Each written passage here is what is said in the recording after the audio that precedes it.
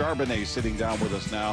How are you, man? Doing good. How you guys doing? We're doing good. We're excited. The training camp's underway, and I would imagine with this new offense that as a running back, you've got to be looking forward to what it's going to look like, because it seems like everybody that talks about it, the emphasis is on the running game. Yeah, I'm excited for it. Definitely got the right guys for it. Excited for the dudes up front, and just as a running back room, we're going to take full advantage of it. So, loving the new scheme so far. Yeah, so it's still football, right? But what's the difference? Like, would you say, like, if there's one thing, like, what's the difference in the run game this year versus last year? Yeah, I would just say trusting it more, and just using it, honestly. You can see we're already implementing it early on, so especially when the pass gets on, I know we're going to be using it a lot. And, I think it marries up great with the pass game, too. Yeah, something they've got the what is it, the outside zone. They're moving the pocket a lot. Is that more beneficial to you? Do you like that as opposed to what was going on before? Yeah, I think it keeps the defense on their toes instead of just them already knowing kind of what the deal is. So I think that's going to be a big advantage for us. Now, you're a really nice guy and everything, and, but on the field, like, you like to run people over. And, yeah. He doesn't like to be a nice guy on the field. You're the hammer. You're the hammer. I love that about your game, but is that something that you've always had? Because if a guy runs you over, I'm a former linebacker, I don't know if he runs me over now all of a sudden, and then you kind of change it up with putting a move on a guy. Once you have that, nobody wants to get run over in the NFL, right? So I feel like that's a big advantage for you and a great weapon. But is that something that you've always had in your game? Yeah, I've always liked being physical ever since I was young, to be honest. So definitely nice on the outside, but, I like to get it going. Did you ever want to be a defensive player where you could lay the hit on other people? Yeah, I actually played safety in high school. I love playing safety because you can just come down and hit people, especially back in high school. Yeah. But that was definitely fun. Yeah, I would say I was good. Was that more satisfying to hit as a safety than being a ball carrier and running over a cornerback? I would say it's just a little bit different. I like running people over more, to be honest. But, as safety, when they're holding up people and you just come in late, yeah. Yeah. But, it's a great weapon. It's a great weapon for your game. Did you pay any attention to because there was a couple of times on NFL Network where they had you with the angry run thing, and I don't know if they contacted you about that, but you were at least a candidate like 2 or 3 times last year. Did you pay any attention to that? Do you know about that? Yeah, I think I won I know I won it once my rookie year. I don't know about last year, to be honest. But, okay. I don't pay too much attention unless they tell me. Yeah. What'd you work on in the offseason? Are you somebody that will sort of review the season, say, all right, I need to gain weight, lose weight, I got to work on this move, that move, or anything that you had sort of a checklist to work on in the offseason? Yeah, definitely just gaining more muscle, losing fat. I worked a lot of speed work, and then always just working my routes. So that's kind of just what I got back to, and yeah. How long did you take off after the season before you start working out again? I had a couple travel plans, so I took about 2 weeks off. Yeah, what'd you do? Do you like to get away from football like the first few weeks or month or whatever, or what was your travel schedule? Would go anywhere special or? Yeah, honestly, most of the time I'm just hanging out with the family. I don't like taking much time off, but I know in the long scheme I got to allow my body to rest and heal because that's the best for me. So definitely when I'm doing that, I'm just doing a lot of laying around and stuff and just let my body just fully relax. Yeah. Has the way you approach your offseason changed now that you got some time under your belt at this level, like just in the way you train, give yourself rest? Did you come in as a rookie saying, I got to be aggressive and work out every day, and now you've sort of altered how you work out, how you eat, perhaps? How much has that changed? Yeah, for sure. Definitely changed my meal plan. I've had all my meals made for me in the off season, so really strict diet. No junk food, huh? No pizza or anything? No burgers? Not much. Not much. No weakness? You have a sweet tooth? Anything that's like, all right, I do have a sweet tooth, but I substituted that for fruit, so it's been kind of keeping me at bay. Yeah. You want chocolate, you'll eat an apple? Yeah. Strawberries. Yeah. Well, all the food here is so good, man. Yeah. Plus, it's good for you, right? Yeah. So, if I was you, I'd be here eating every meal. No, for sure. Yeah. Did you come in here and work out a lot, or did you work out with a trainer or anything, or did you choose to? I just worked out back at home, so I just got a strict plan, that I did week to week. That's kind of what I did. Where's home? L.A. Okay. Yeah. LA area. So you take a little bit of time off, hang out on the couch, and then you get back to it. Are you somebody that will go back and watch film of your games, or do you just move forward with this is what I'm working out and this is my plan? I don't need to look at what just happened. Yeah, definitely after the season, I definitely go back, watch all the plays, and just assess how I did and, areas I can improve on and stuff like that. So, that's something I always do every year, just to be able to look back and see where I can go from there. I don't just let it go. Are you ever impressed with you? Or are you ever like, wow, that was a hell of a move I just put on that guy? Or that was, how did I do that? Not really. I'm the type of guy where it's like, I can do this way better. So, I'm always pushing for that. You're looking at the spots you missed, like, oh, there was a hole there. I should have hit that. Yeah, even if it is a quote-unquote good play, I'm always looking for ways to even make it better. So He's a tortured soul. Yeah, never satisfied. Yeah, No, never. that's how it is. And when you look back at your, I just don't ever remember looking back at my good plays. It was always the bad ones. Mm-hmm. And like, how can I fix that? Exactly. That's you, huh? Yeah. Hey, anybody out there stand out to you? I know it's only been 3 practices, but just another player. We were talking about A.J. Barner earlier. Anybody that, like, you saw kind of take a big jump from last year, from your teammates? Yeah, I would say just offense side of the ball, just getting that mentality right. I think that's something we're working towards as a whole unit. So, I'm excited. We got new guys coming in. I'm excited for us all to gel and, get this thing cracking off. But like you said, AJ has done a great job. The rookie, what's his name? Oh, Arroyo? Yeah, Arroyo. Mm-hmm. He's making big plays already. So, I'm excited to see those two get to work. That guy's huge. Yeah. And he runs like a 4 Yeah, he moves good, too. Yeah. Yeah. It's awesome to watch. Can he block?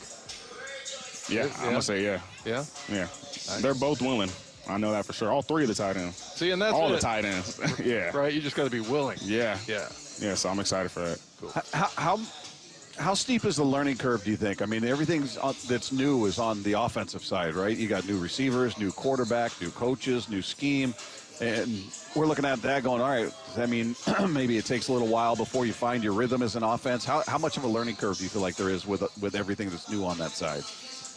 Yeah, I think I've been through 3 OCs in 3 years, so I got a pretty good feel, how to adapt, how to be able to learn quick, fast. Just looking at the little details, as a running back group, all of us together, just trying to help each other find little things. So it definitely hasn't been too hard to learn. It's just the main thing is just taking advantage of the off season and stuff, and especially OTAs, being able to study there because that sets you up for the season. So just a lot of time in that. Is it terminology? Is that the harder part? Is the new terminology learning that?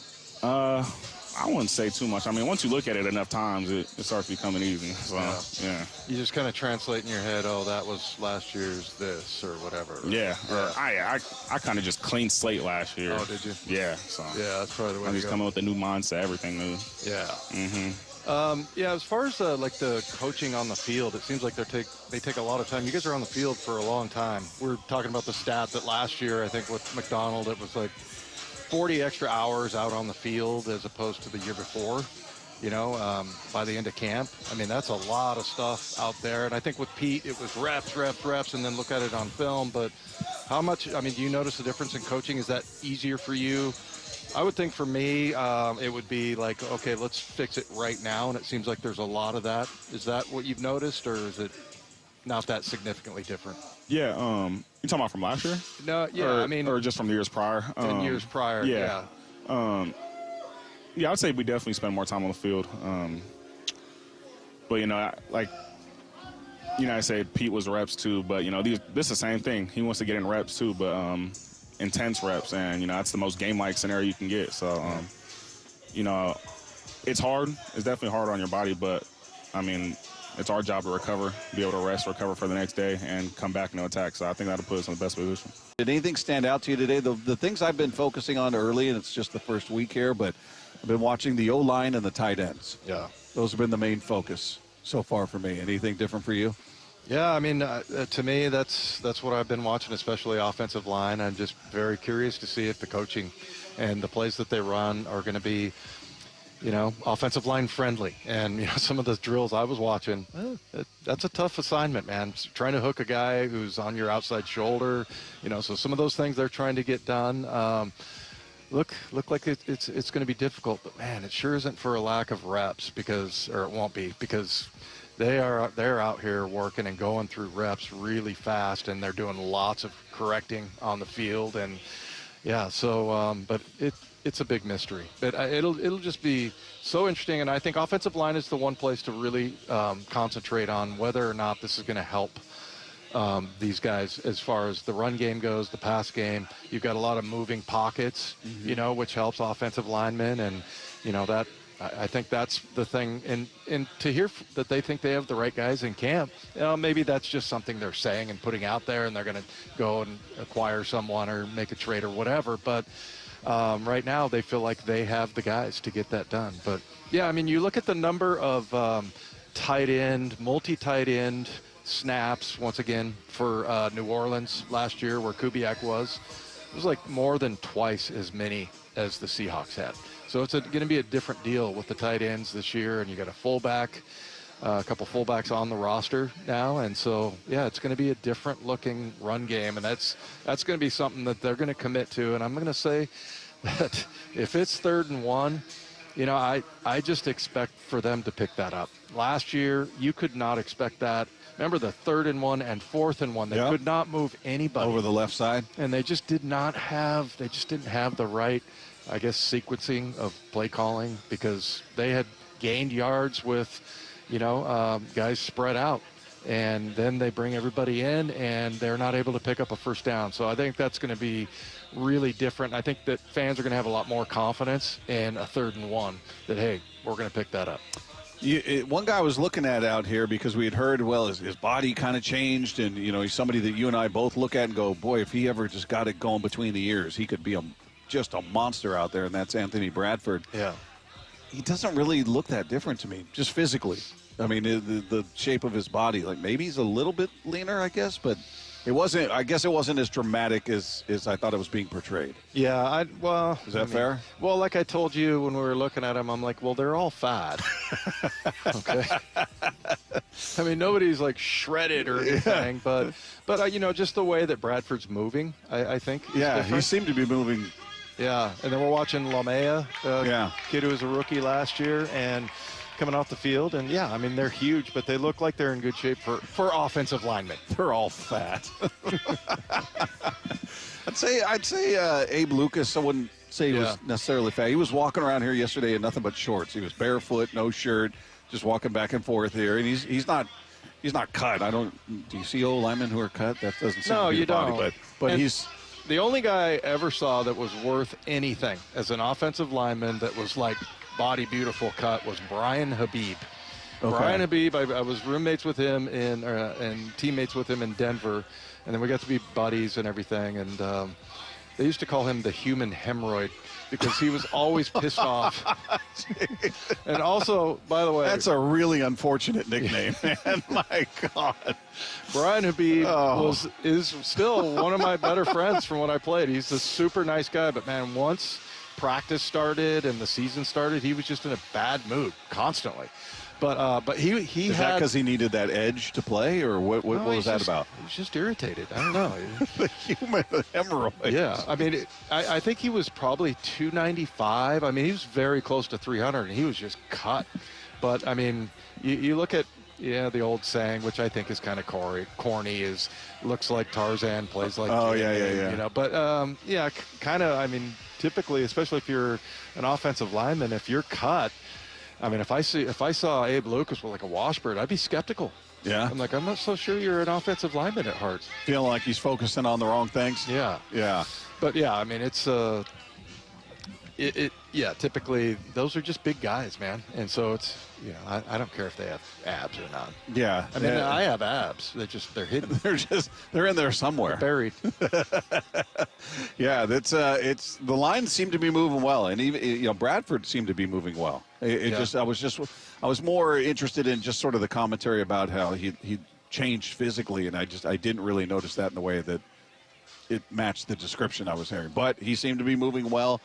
I think he's got to understand what's on the line. I don't think he's any stranger to some of the commentary or comments that surround him, right? Yeah. I mean, yeah, I think It's a big year for a lot of guys. We've talked about, contract years for different guys, whether it's Mafe, whether it's K9, whether it's Reek. Yeah. Bradford's a guy that I think understands this is, or at least I hope he understands, this is my shot. It's my shot. If I can just be consistent, it's not even about talent. It's not about ability. If I can just keep it together, that's my job. Well, and I've said this before that, and it's going to sound mean, but like the coaches don't say this. Like when they release players, and I've seen it. I saw it for 9 years. That like there's a lot of times if the coaches were speaking bluntly, they would just say he's too dumb. That's really why guys get cut every once in a while. You see these guys that are, they have these flashes of they can make plays and they fit the bill in every category, but they're not